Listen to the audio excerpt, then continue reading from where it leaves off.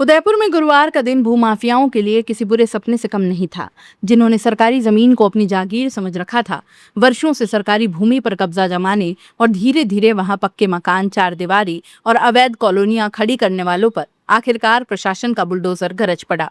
सुबह जब डांगियों के पंचोली क्षेत्र में भारी पुलिस जाब्ते, होमगार्ड जवानों और यूडीए अधिकारियों का काफिला पहुंचा, तो शायद किसी को अंदाजा नहीं था कि कुछ ही घंटों में करोड़ों रुपए के अवैध निर्माण मिट्टी में मिला दिए जाएंगे।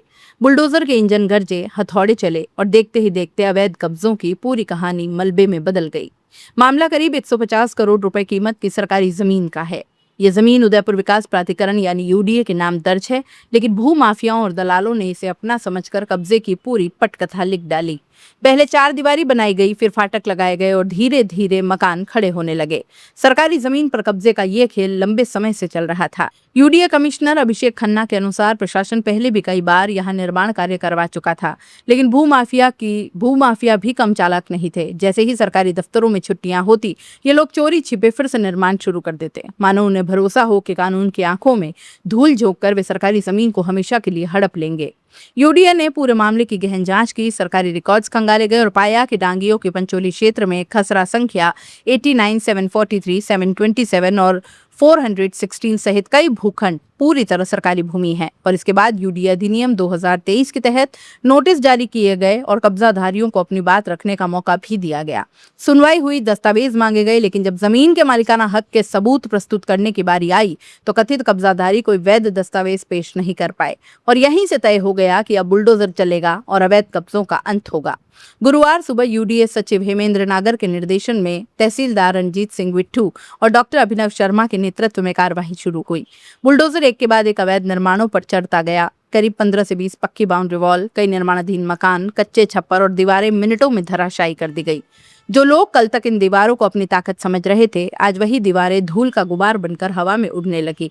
कार्रवाई सिर्फ डांगियों की पंचोली तक सीमित नहीं रही। यूडीए की टीम ने बूजड़ा क्षेत्र में भी बुलडोजर चलाया, जहां स्कूल मैदान के लिए आरक्षित सरकारी जमीन पर अवैध कब्जे किए गए थे। अधिकारियों ने साफ कर दिया कि बच्चों के खेल मैदान और शिक्षा के लिए निर्धारित जमीन पर किसी भी तरह का अतिक्रमण बर्दाश्त नहीं किया जाएगा। बूजड़ा में मौजूद सभी कच्चे और पक्के अवैध निर्माणों को पूरी तरह ध्वस्त किया गया। बुलडोजर की गर्जना के साथ प्रशासन ने यह संदेश देने की कोशिश की कि सरकारी जमीन पर कब्जा करके कोई भी कानून से ऊपर नहीं हो सकता।